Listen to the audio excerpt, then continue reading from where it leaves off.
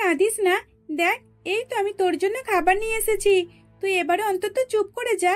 তোর ঠাম্মি যদি শুনতে পায় তাহলে এক্ষুনি এসে আমাদের দুইজনকেই বাড়ি থেকে বার করে দেবে, আর তার সাথে সাথে তোর আরো 4টে বোনকে বাড়ি থেকে বার করে দেবে। তখন আমি কোথায় যাব বল? কবিতা তার ছোট্ট মেয়ে পিউকে কোলে নিয়ে এইসব কথাগুলো বলছিল, কিন্তু পিউ তো খুবই ছোট আর বাচ্চা, তাই সে কোনো কথাই বুঝতে পারছিল না। সে তো খিদের জ্বালাতে কান্নাই করে যাচ্ছিল। তখনই সেখানে কবিতার 4 মেয়ে পায়েল, রিম্পা, সোনা, শম্পা আসে। মা, পিউ এত কাঁদছে কেন? তুমি ওকে খাবার দাওনি নাকি? তুমি এবার ওকে চুপ করাও না, না হলে ঠাম্মি আমাদেরকে আবারও রাগ করবে। বাচ্চা পায়েল তার মাকে এইসব কথাগুলো বলছিল। তখন পায়েলের কথা শুনে কবিতা পিউকে চুপ করাতে থাকে। পায়েলের বয়স ছিল মাত্র 10 বছর, রিম্পার বয়স মাত্র 8 বছর, সোনার বয়স 6 বছর আর শম্পার বয়স 4 বছর, আর সবচেয়ে ছোট পিউ সে অনেকই ছোট, মাত্র 2 মাসের বাচ্চা। পিউ যখন হয়েছিল তখন তার ঠাম্মি কমলা দেবী তার বৌমা কবিতাকে বলে, বৌমা, এবারেও তুমি একটা ছেলের জন্ম দিতে পারলে না? এই মেয়েদের মুখগুলো দেখে দেখে আমার আর দেখার ইচ্ছাই করে না। আমি তো কত আশা নিয়ে বলেছিলাম এবার অন্তত আমি নাতির মুখ দেখতে পাবো, কিন্তু আবারও সেই নাতনি। না না, আমি আর এই ছোটটাকে বাড়িতে রাখতে পারবো না, আর যদিও তুমি নিয়ে যাও তাহলে কিন্তু আমার চোখের সামনে একদমই নিয়ে আসবে না। এইভাবেই কমলা দেবী তার বৌমাকে কথা শোনাচ্ছিল, আর কমলা দেবীর কারণে আজ কবিতা তার ছোট্ট সন্তান পিউকে কান্না করতে বারণ করছিল। এইভাবেই দেখতে দেখতে বেশ কিছুদিন অতিবাহিত হয়ে যায়, কিন্তু কবিতা কতক্ষণ আর পিউর কান্না চুপ করে রাখতে পারবে? সে তো ছোট বাচ্চা, সে তো কিছুই বুঝতো না। এই কারণে তার খিদে পেল, সে জোরে জোরে চিৎকার করে কান্নাকাটি করত। আর এই শুনে একদিন কমলা দেবী বলে, বৌমা, তুমি এই মেয়েটাকে আমার বাড়ি থেকে বার করো, না হলে কিন্তু আমি একে ছুঁড়ে ফেলে দেবো, আর তার সঙ্গে সঙ্গে তোমাদের সকলকেও। এই বাড়িতে যেমন আমি আর আমার খোকা ছিলাম, আমি আমার খোকার আবারও বিয়ে দেবো। শাশুড়ি মার এইরকম হুমকি শুনে কবিতা তার ছোট্ট মেয়ে পিউকে নিয়ে এক রেল স্টেশনে চলে যায়। সেখানে গিয়ে কবিতার চোখে জল নিয়ে নিজের মনে মনে ভাবে, দেখি যাই কার কাছে ছোট্ট বাচ্চাটাকে দিয়ে আসবো, সেটা দেখতে হবে আমাকে। না হলে আর কতদিন এইরকম ভাবে ওকে আমি সাবধানে রেখে দেব। যদি আমার কাছে ওকে রেখে দিই তাহলে ওকে আমি একদিন নিশ্চয়ই মেরে ফেলবো। তার থেকে ভালো তুই এখানে এই ট্রেনের মধ্যেই থাক, তোকে কেউ না কেউ তো নিয়ে যাবে, তুই তার কাছে ভালো থাকবি। কবিতা এইসব বলে তাকে ট্রেনের সিটে রেখে দেয়, আর ট্রেনে থাকে একটা বউকে বলে, এই যে দিদি শুনছেন, বলছি যে আমার মেয়েটাকে একটু দেখবেন, আসলে আমি ওর জন্য কিছু খাবার কিনে নিয়ে আসছি, ততক্ষণ আপনি একটু দেখুন না। ঠিক আছে যান, আমি ততক্ষণ আপনার মেয়েটাকে দেখছি। এই বলে কবিতা ট্রেন থেকে নেমে আসে, বেশ কিছুটা দূরে এসে দাঁড়িয়ে থাকে। তারপরে ট্রেন ছাড়ার বাঁশি বাজিয়ে দেয়, আর আস্তে আস্তে ট্রেন চলতে শুরু করে দেয়। তখনই ট্রেনে থাকা মহিলা এবং তার সাথে সাথে আরো বেশ কিছু মহিলা জড়ো হয়ে বাচ্চাটার কথা আলোচনা করতে থাকে। দেখো দেখো সকলে, এই বাচ্চাটাকে রেখে ওর মা কোথায় চলে গেল? ট্রেন ছেড়ে দিল কিন্তু এখনো পর্যন্ত আসলো না। এখন এই যুগের সব মহিলারা এরকমই, দেখেছো, নিজেদের বাচ্চাদেরকে রেখে চলে যাচ্ছে, কোথায় যে গেল কে জানে। এত সুন্দর একটা বাচ্চাকে রেখে যেতে একবারও কি হাত কাঁপলো না? ট্রেনের মধ্যে থাকা আরো মহিলা তারাও ঠিক এই রকমের কথা বলতে থাকে, কিন্তু সেখানে উপস্থিত একটা ভদ্র মহিলা, সে মাথায় করে বাচ্চাদের খেলনা বিক্রি করছিল। সে সবকিছু লক্ষ্য করেছিল। তখন সে বাচ্চাটাকে কোলে তুলে নেয়। আজ থেকে তুই আমার কাছেই থাকবি, আমি তোকে আমার মেয়ের মতো মানুষ করব। আমার তো নিজের কোনো সন্তান নেই, তাই আজ থেকে তুই আমার সন্তান, আর তুই আমার পরিবার। এইভাবেই স্বপ্না দেবী তার দায়িত্ব নিয়ে নেয়। তারপর সে পিউকে নিয়ে নিজের বাড়িতে চলে আসে। এইভাবেই স্বপ্না দেবী ট্রেনের বাচ্চাদের খেলনা বিক্রি করে টাকা উপার্জন করে, আর সেই টাকা দিয়ে নিজেরও পিউর পেট ভরায়। এইভাবেই দেখতে দেখতে আরো বেশ কিছু বছর কেটে যায়। এখন পিউর বয়স 6 বছর, সে কিছুটা হলেও বুঝতে শিখেছে। এমনই একদিন পিউ তার মাকে বলে, মা দেখো, ওই বাচ্চাটা কি সুন্দর পড়াশোনা করছে, আমিও ওর মতো পড়াশোনা করতে চাই, তুমি কি আমাকে স্কুলে ভর্তি করবে? তুমি যদি আমাকে স্কুলে ভর্তি করো তাহলে আমি অনেক ভালো করে পড়াশোনা করব। আচ্ছা ঠিক আছে, তাহলে আমি তোকে কালকেই স্কুলে ভর্তি করে দেব। প্রাইভেট স্কুলে ভর্তি করার মতো তো আমার টাকা নেই, তাই আমি তোকে সরকারি স্কুলেই ভর্তি করব। তারা দুই মায়ের পেটিতে ট্রেনে এইসব কথাবার্তা বলছিল, আর ঠিক তখনই সেখানে থেকে একটা ছোট্ট বাচ্চা যে বই পড়ছিল, সে পিউর কথা শুনে বলে, তুই আমার মতন বই পড়তে চাস, পড়াশোনা শিখতে চাস? তুই কি জানিস আমার বাবা আমার স্কুলে কত টাকা ফিস দেয়? আমার 1 মাসের ফিস তো তোদের 1 বছরের সংসার চলে যাবে। তা কি হয়েছে, আমাদের অত টাকা নেই তাই আমরা প্রাইভেট স্কুলে পড়বো না, কিন্তু সরকারি স্কুলে পড়াশোনা করে আমি খুব ভালো নাম করব, একদিন আমি অনেক বড় হব। এইভাবেই পিউ সেই ছেলেটার সঙ্গে কথা বলতে থাকে। দেখতে দেখতে বেশ কিছুক্ষণ কেটে যায়। এদিকে স্বপ্না দেবী কিছু খেলনা বিক্রি করে ফেলে। তারপর তারা বাড়িতে ফিরে আসে। বাড়িতে এসে তারা খাবার খেয়ে ঘুমিয়ে পড়ে। পরের দিন স্বপ্না দেবী পিউকে এক সরকারি স্কুলে ভর্তি করে দিয়ে আসে। এইভাবে পড়াশোনা করতে করতে পিউ কখন যে বাচ্চা থেকে বড় হয়ে ওঠে স্বপ্না দেবী সেটা বুঝতেও পারে না। এখন পিউ উচ্চ মাধ্যমিক পাস করে ফেলেছে। সে আর পড়াশোনা করে না, কারণ কলেজে পড়াশোনা শেখার মতো স্বপ্না দেবীর কাছে আর টাকা নেই। তাই পিউ তার মায়ের হাতে সাহায্য করে দেয় আর বাড়িতেই থাকে। এমনই একদিন, মা কি হলো তোমার, কি হয়েছে, চোখ খোলো না, তুমি এরকম করছো কেন?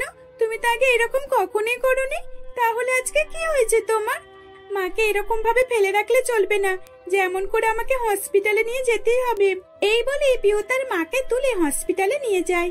তখন ডাক্তারবাবু তাকে তাড়াহুড়ো করে এমার্জেন্সিতে ভর্তি করে নেয়। কিছুক্ষণ পর ডাক্তারবাবু বার হয়ে পিউকে বলে, তোমার মেয়ের একটা বড়সড় রোগ ধরা পড়েছে, যেটাকে সকলেই ক্যান্সার নামে চেনে।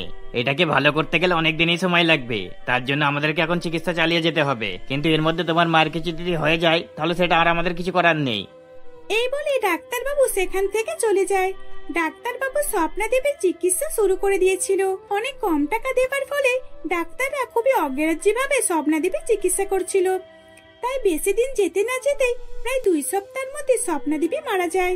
তখন পুরোপুরি ভাবে পিউ একা হয়ে পড়ে। পিউ কি করবে না করবে সে কিছুই বুঝতে পারছিল না। সে অনেকই ভেঙে পড়েছিল। একদিন পিউ যখন ট্রেনে তার মায়ের তৈরি করা খেলনা বিক্রি করছিল, তখনই সেখানে তার এক প্রতিবেশীর সঙ্গে দেখা হয়ে যায়। এই তুমি তো স্বপ্না দিদির মেয়ে, তাই না? আচ্ছা, স্বপ্না দিদি আমাকে বলেছিল তুমি ওনার মেয়ে নয়। আসলে তোমাকে তো স্বপ্না দিদি ট্রেন থেকে কুড়িয়ে নিয়ে গিয়েছিল। প্রতিবেশীর মুখে এই কথা শুনে পিউ চমকে ওঠে। তখন পিউ সেখানে আর না দাঁড়িয়ে সোজা বাড়িতে ফিরে আসে। একা থাকতে তার অনেক ভয় করত, কিন্তু তবুও তাকে স্বপ্না দেবীকে ছেড়ে থাকতে হতো। এইভাবেই দেখতে দেখতে আরো বেশ কিছুদিন কেটে যায়। এমনই একদিন পিউ মনে মনে ভাবে, আর কতদিন এরকম ভাবে খেলনা বিক্রি করে চালাবো? আর তাছাড়া রোজ রোজ কেই বা খেলনা কিনবে? না, আমি তো এত পড়াশোনা শিখেছি, আমি যথেষ্ট সকলকে শেখাতেও পারবো। তাই আমি আমার মতোই অনাথ গরিব বাচ্চাদের পড়াশোনা শেখাবো, এতে অনেক লাভ হবে।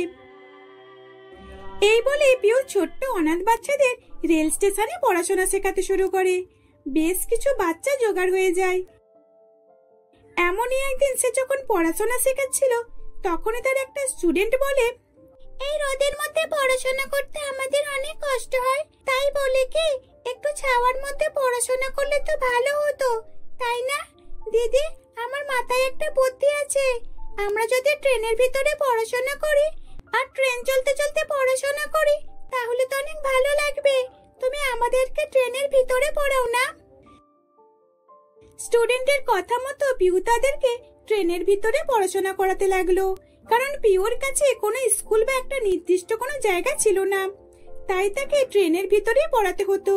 এমনই একদিন পিউ যখন ট্রেনের ভিতরে পড়াচ্ছিল, তখনই তার কাছে একটা ভদ্র মহিলা এসে বলে, মামাকে খুব জোরে খিদে পেয়েছে আর প্রচন্ড জল তেষ্টাও পেয়েছে, তুমি কি একটু আমাকে জল দিতে পারবে? বৃদ্ধ মহিলার কথা শুনে পিউ তাকে জলের বোতল ধরিয়ে দেয়। তখন বৃদ্ধ মহিলা জল খেয়ে তাকে ধন্যবাদ জানায় এবং তার নাম জিজ্ঞাসা করে। তখন পিউ তার নিজের নাম বলে। পিউ নামটা শুনে কবিতা দেবী অঝরে কান্না করতে থাকে। কি হয়েছে, আপনি এত কাঁদছেন কেন? আসলে আমারও একটা মেয়ে ছিল, অনেক ছোটবেলাতেই আমি তাকে হারিয়ে ফেলেছি। এই ট্রেনের মধ্যেই আমি তাকে রেখে চলে গিয়েছিলাম। সত্যি, আজ যদি একবার দেখতে পেতাম। ও আচ্ছা, তাহলে আপনি আমার সেই ছেড়ে যাওয়া মা, যে আমাকে এখানে ট্রেনের মধ্যে একা ছেড়ে রেখে চলে গিয়েছিল। এতদিন ধরে আমি একটা মহিলার কাছে ছিলাম, সে আমাকে নিজের মায়ের থেকেও বেশি সম্মান আর ভালোবাসা দিয়েছে, তাই হয়তো আমি আবারও আপনাকে ফিরে পেলাম। পিউয়ের কথা শুনে কবিতা দেবী তাকে জড়িয়ে ধরে কান্নাকাটি করতে থাকে। সেই বৃদ্ধ মহিলা আসলে কবিতা দেবী ছিল, মানে পিউর আসল মা। সে তার মাকে পেয়ে অনেকে খুশি হয়েছিল, কিন্তু সে তার ট্রেনে পড়া স্কুল তখনও ছেড়ে দেয়নি। আস্তে আস্তে যতদিন যাচ্ছিল, তার ট্রেনে স্কুল হওয়ার কারণে চারিদিক থেকে সকলেই তাকে সাহায্য ও তার প্রশংসা করতে যেত। অনেক ধনী ব্যক্তিরা তার এই সাহস দেখে তাকে কিছু টাকা দিয়ে যেত, আর এইভাবেই দেখতে দেখতে তার কাছে বেশ টাকা জমে যায়। তখন সে নিজে একটা ট্রেনের মতো স্কুল তৈরি করে, আর সেই ট্রেন স্কুল দেখে বাচ্চারা তার স্কুলে পড়ার জন্য আগ্রহী হয়ে থাকতো। এইরকম ভাবে পিওর নাম চারিদিকে ছড়িয়ে পড়েছিল, আর তখন সে তার মা বোনেদের সঙ্গে হাসি খুশিতে দিন কাটাতে লাগলো। টিনা দেবী এবং তন্ময় বাবু ও তার দুই সন্তান কৈলাস ও তুহিনাকে নিয়ে বসবাস করে। আসলে তারা খুবই গরিব, তাদের বাড়িটাও ভাঙাচোরা, বাড়ি ঠিক করার মতো টাকা তাদের কাছে নেই। ওই রকম অবস্থাতেই টিনা দেবী তার ছেলে কৈলাসকে পড়াশোনা শিখিয়ে তাকে একটা ভালো চাকরিতে লাগিয়েছিল। মা, মা কোথায় গেলে? আমি তো কাজে যাব, তুমি কি আমাকে খাবারটা দেবে না নাকি? হ্যাঁ রে বাবা, খাবারটা থাকলে তবে তো দেবো। তোর বাবা তো না খেয়েই মাঠে চলে গেল, আর সকাল থেকে উঠে তুহিনা বাড়ির কাজই করে যাচ্ছে। ও তো খালি পেটেই রয়েছে। আসলে কি আর বলবো, বাড়িতে তো কিছুই রেশনপত্র নেই। মা, তাহলে কি আমাকে আজকেও না খেয়ে অফিসে যেতে হবে? আরে বাবা, আজকের দিনটা যেমন হোক করে ম্যানেজ করে নে। আজকে তোর বাবা মাঠ থেকে ফেরার সময় রেশনপত্র কিনে নিয়ে আসবে। আসলে কি বলতো, মুদিখানাওয়ালারা আর ধারে কিছুই দিতে চায় না। তুই তো এই কদিন হলো মাত্র কাজে লেগেছিস, তার টাকাও পাইনিস। তুই যখন মাইনে পাবি তখন মুদিখানা দোকানে টাকা দিলে তারপর আবার তিনি রেশনপত্র দেবেন। আর কালকে তো আমি চাইতে গিয়েছিলাম, কিন্তু কোনো মতেই দিল না, তাই আজকে তোর বাবাকে বলেছি। ঠিক আছে মা, তুমি চিন্তা করো না, আমি ঠিক ম্যানেজ করে নেব। আর হ্যাঁ, বাবা মাঠ থেকে ফিরে আসলে যদি খাবার কিনে আনে তাহলে কিন্তু তোমরা খেয়ে নাও। আমি যখন মাইনের টাকা পাবো সব ধার দেনা শোধ করে দেবো। এই বলে কৈলাস না খেয়ে কাজে বেরিয়ে যায়। কৈলাসের বাবার একটা ক্ষেত জমি ছিল, তাতে কিছুটা চাষ করত, আর সেখান থেকেই কিছু টাকা লাভ হতো। তাই দিয়ে এই তন্ময় বাবু তার ছেলেকে পড়াশোনা শিখিয়েছিল, যার কারণে আজ কৈলাস একটা ভালো কোম্পানিতে কাজ পেয়েছে। কৈলাস যার কোম্পানিতে কাজ করত সেই কোম্পানির মালিকের নাম ছিল কিশোর। কিশোর বাবু এবং তার একমাত্র মেয়ে রিমা ওই অফিসেই কাজ করত। রিমা ছিল খুবই অহংকারী এবং অনেক রাগী মেজাজের। রিমা কোনো স্টাফ এবং কাজের লোকের সঙ্গে ভালো ব্যবহার করত না, তাদেরকে সবসময় হুকুম দিত। এমনই একদিন, ম্যাডাম আপনার জন্য চা নিয়ে এসেছি, এই নিন। হাউ ডে ইউ, তোমার সাহস কি করে হয় পারমিশন না নিয়ে আমার ক্যাবিনে ঢোকার? তুমি কি জানো না কারোর ক্যাবিনে ঢোকার আগে তার থেকে পারমিশন নিতে হয়? যাও, আবারও বাইরে যাও, আর আমাকে বলে তারপর ভিতরে আসবে। আসলে ম্যাডাম আমি তো জানি না, তাই জিজ্ঞাসা করিনি। ঠিক আছে, আপনি যেকালে বলছেন, আমি আবারও বাইরে যাচ্ছি। এই বলে কাজের মেয়েটা আবারও দরজার বাইরে যায় এবং দরজার একটুখানি খুলে সে ম্যাডামকে বলে, রিমা ম্যাডাম, এবার কি আমি ভিতরে আসতে পারি? ইংলিশে বল, ইংলিশে। ও, আমি আবার কাদেরকে ইংলিশের কথা বলছি? এরা তো গ্রামের মূর্খ লোকেরা, এরা তো ইংরেজি জানে না। সত্যি, এসো ভিতরে এসো। রিমার কথা মতো কাজের মেয়েটা ভিতরে এসে রিমার হাতে গরম চাটা দিয়ে দেয়। তখন রিমা সেই চাটা নিয়ে কাজের মেয়েটার মুখে ছুঁড়ে মারে। এটা কি? এটা কি চা নাকি অন্য কিছু? তোমরা ভালোভাবে চাটাও বানাতে পারো না? বেরিয়ে যাও এক্ষুনি আমার ক্যাবিন থেকে, বেরিয়ে যাও। রিমা যখন কাজের মেয়েটা এরকম ভাবে কথা শোনাচ্ছিল তখনই সেখানে তার বাবা কিশোর বাবু চলে আসে। রিমার এরকম ব্যবহার দেখে তাকে বলে, রিমা, কি হচ্ছে এসব? তুমি এই কাজের মেয়েটার সঙ্গে এরকম ভাবে অত্যাচার অপমান কেন করছো? তোমার জন্যই তো এই অফিসে কোনো কাজের লোক থাকতে চায় না, শুধুমাত্র তোমার অত্যাচারী কারণে। তুমি এনাদের সঙ্গে কেন এত খারাপ ব্যবহার করো? এনারা গরিব বলে কি মানুষ নয়? বাবা, তুমি এই কাজের লোকগুলোকে কেন এত ইম্পর্টেন্ট দাও? এই কাজের লোকগুলো তো অনেক গরিব, এরা তো আমাদের পায়ের নিচে থাকে। রিমার মুখে এরকম কথা শুনে কিশোর বাবু অনেক রেগে যায়। তখন কাজের মেয়েটা বলে, রিমা ম্যাডাম, তুমি আমাদের গরিব বলে এরকম ভাবে বলছো? আমি তোমাকে অভিশাপ দিচ্ছি, দেখবে তুমিও একদিন এই গরিব জীবন কাটাবে, তখন তুমি বুঝতে পারবে গরিব হওয়াটা কতটা কঠিন। গরিবদের জীবন আপনাদের মতো সুন্দর নয়, তাদের জীবনে অনেক কিছু কঠিন পরিস্থিতি থাকে, তাদের সব সময় কঠিন পরিস্থিতির সঙ্গে লড়াই করতে হয়, কিন্তু তোমরা এসব কি আর বুঝবে। এই বলে কাজের মেয়েটা সেখান থেকে চলে যায়। রিমার বাবা রিমাকে অনেক বোঝানোর চেষ্টা করে। রিমার বাবা যখন রিমার সঙ্গে কথা বলছিল তখনই সেখানে কৈলাস এসে বলে, মে আই কামিং স্যার? আরে কৈলাস যে, আসো আসো ভিতরে আসো। Good morning sir. Good morning Rima madam. Kailash, তুমি আমাকে ম্যাডাম কেন বলো? না না, তুমি আমাকে ম্যাডাম বলবে না, শুধু রিমা বলেই ডাকবে। তোমার মুখে রিমা নামটা শুনতে আমার অনেক ভালো লাগে। রিমার মুখে এইরকম কথা শুনে তার বাবা বুঝতে পারে যে রিমা কৈলাসকে মনে মনে পছন্দ করে। তাই সে কৈলাসকে বলে, কৈলাস, তোমার সঙ্গে একটা গুরুত্বপূর্ণ কথা ছিল। আর তুমি তো জানো আমার একটাই মেয়ে, আর আমি আমার মেয়ে সব ইচ্ছে পূরণ করি। তাই আমি চাই তুমি আমার মেয়েটাকে বিয়ে করে নাও। একমাত্র তুমিই আছো যে আমার মেয়েটাকে শোধরাতে পারবে। কিন্তু স্যার, আপনি তো জানেন আমি অনেকই দরিদ্র। আমার বাড়িতে কি করে রাত কাটাবে ম্যাডাম? না না স্যার, আপনি আমাকে এরকম রিকোয়েস্ট করবেন না। কৈলাস, আমি অত শত কিছু জানি না, আমি শুধু তোমাকেই বিয়ে করতে চাই। কৈলাস তার স্যার আর রিমা ম্যাডামের কথাতে না বলতে পারে না। কৈলাস তার বাড়ির লোকেদের কিছুই বলে না। দেখতে দেখতে কিছুদিন কেটে যায়। কিছুদিন পর কৈলাস রিমাকে বিয়ে করে বাড়িতে নিয়ে আসে। এ কি কৈলাস, তুমি আমাকে এখানে কেন আনলে? এটা আবার কাদের বাড়ি? কেন রিমা, এটা তো আমাদের বাড়ি। চলো ভিতরে চলো। মা, মা দেখো কাকে এনেছি। আমি তোমার নতুন বৌমাকে এনেছি। কি, তুই আমার জন্য নতুন বৌমা নিয়ে এসেছিস? দাঁড়া দাঁড়া, আমি এক্ষুনি আসছি। আমি খালি বরণডালাটা সাজিয়ে নিয়ে একবার। এই তুই না, দেখ দেখ তোর নতুন বৌদি এসেছে। কি, নতুন বৌদি এসেছে? কই দেখি দেখি। এই বলে তুহিনা দরজার দিকে দৌড়ে যায় আর টিনা দেবী বরণডালাটা সাজিয়ে এনে তাদেরকে বরণ করে। এসো এসো আমার নতুন বৌমা, বাড়ির ভিতরে প্রবেশ করো তুমি। এটা বাড়ি? আমি তো ভাবলাম এটা কোনো ভাঙাচোরা ভূতেরও বাড়ি। এই বলে রিমা বাড়ির ভিতরে প্রবেশ করে। রিমা বাড়ির চারিদিকে দেখে সে মনে মনে ভাবে, হাই ওপরওয়ালা, আমি কোথায় ফেঁসে গেলাম? বাহ রিমা বাহ, এ কি তোর শ্বশুর বাড়ি? আমি তো ভেবেছিলাম আমার শ্বশুর বাড়িতে থাকার মতো একটা ভালো ঘর থাকবে, কিন্তু এ যে দেখছি বসার মতো কোনো জায়গাই নেই। কৈলাস বাবা, তুই বৌমাকে রুমে নিয়ে যা। মায়ের কথা মতো রিমাকে নিয়ে কৈলাস তার রুমে চলে যায়। পরের দিন অনেক বেলা পর্যন্ত রিমা ঘুমিয়ে থাকে এবং অনেক দেরি করে ঘুম থেকে ওঠে। তারপর ফ্রেশ হয়ে তার শাশুড়ি মায়ের কাছে আসে। বৌমা, তুমি এত দেরি করে উঠলে যে? আচ্ছা ঠিক আছে, কোনো ব্যাপার নয়। আজকে তোমার প্রথম রান্না করার পালা। যাও, তুমি আমাদের সকলের জন্য রান্নাটা করে নিয়ে এসো। মা, আমি কেন রান্না করব? আমি রান্না বান্না করতে পারি না। আর হ্যাঁ, রান্না আমি করতে পারি, কিন্তু না একটা শর্তে। আপনি যদি আমাকে কারেন্টের চুলো এনে দেন তাহলে আমি রান্না করব। আপনাদের মতো উনুনে রান্না করার আমার অভ্যাস নেই। বৌদি, এ তুমি কি বলছো?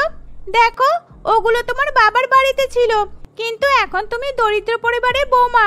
এখন আর আমাদের বাড়িতে ওসব চলবে না, তোমাকে উনুনেই রান্না করতে হবে।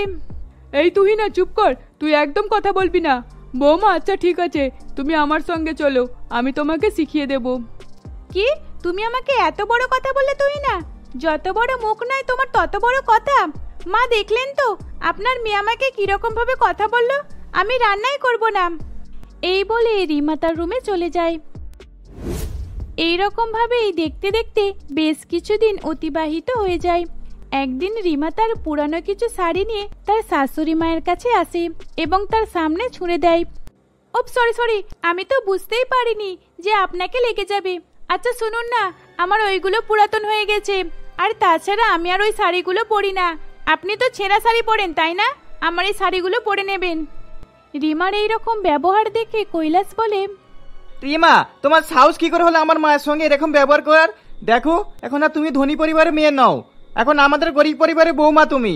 ওই শাড়িগুলো তুমি পরবে। আর হ্যাঁ, রোজ রোজ আমার মা তোমাকে রান্না করে খাওয়ায় তাই না? কিন্তু এখন থেকে তোমাকে কেউ রান্না করে খাওয়াবে না। এখন থেকে না, আজ থেকে তুমি নিজে খাবার রান্না করে খাবে।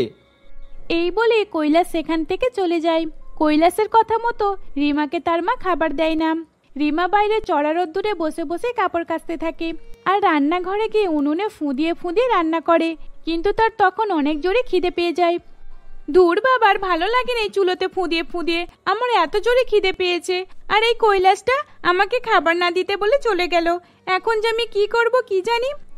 রিমার মুখে এই কথা শুনে টিনা দেবী নিজের খাবার থালিটা রিমার কাছে নিয়ে এসে বলে, বৌমা, আমি জানি, আমি বুঝতে পারছি তোমার খিদে পাচ্ছে, তাই না? এই নাও, তুমি আমার খাবারটা খেয়ে নাও। ঠিক আছে, তুমি চিন্তা করো না, আমি কৈলাসকে কিছু বলবো না।